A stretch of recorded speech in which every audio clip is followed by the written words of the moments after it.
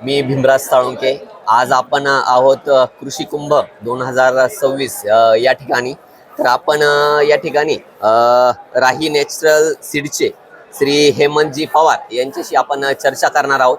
तर नमस्कार सर. नमस्कार नमस्कार सर, हा जो कृषी कुंभ आहे ओके. तर याबद्दल आपल्याला काय वाटतं, किंवा या कृषी कुंभामध्ये आपण जो स्टॉल लावलेला आहे आपला, ओके. आपल्याला कशा प्रकारे या स्टॉलचा प्रतिसाद सर, आपल्याला भेटलेला आहे? प्रतिसाद अतिशय चांगला आहे. प्रत्येक शेतकऱ्यात म्हणजे शेतकरी कुटुंबातून प्रत्येकी एक व्यक्ती इथं आम्ही आज 3 दिवसापासून बघतोय.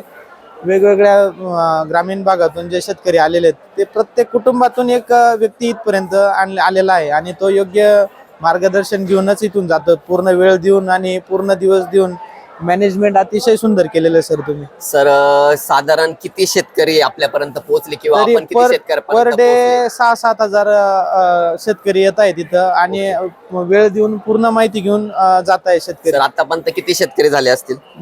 3 दिवसात झाले असतील ना 18-20 हजार शेतकरी ठीक आहे. म्हणजे व्हिजिट देऊन गेलेत. आणि सर, या कृषी कुंभाबद्दल आपल्याला काय वाटतं? दरवर्षी असा म्हणजे कृषी कुंभ घ्यायला पाहिजे, जेणेकरून शेतकऱ्याला नवीन नवीन टेक्नॉलॉजी समजतील.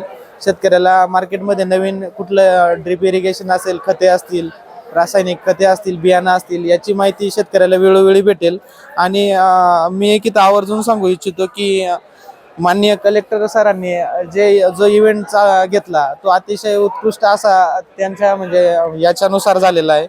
आणि जी आत्माची टीम आहे त्यांनी पण अतिशय कृषी अधिकारी वगैरे यांनी अतिशय मेहनत घेऊन त्यांच्या मेहनतीचे जिथे रिझल्ट दिसत आहेत. सगळ्या टीमने एफर्ट्स खूप घेतलेत आणि विभागीय जे कृषी सहसंचालक कातकर सर आहेत त्यांनी पण चांगले एफर्ट्स घेतलेत. माननीय जिल्हा अधिकारी माने सर, या सगळ्या सिस्टमने जी मेहनत घेतली आहे ती खरंच शेतकऱ्यांसाठी पोटतिडकीची अशी मेहनत घेतलेली आहे. आणि शेतकरी पण इथं नवीन नवीन टेक्नॉलॉजी समजून घेतात.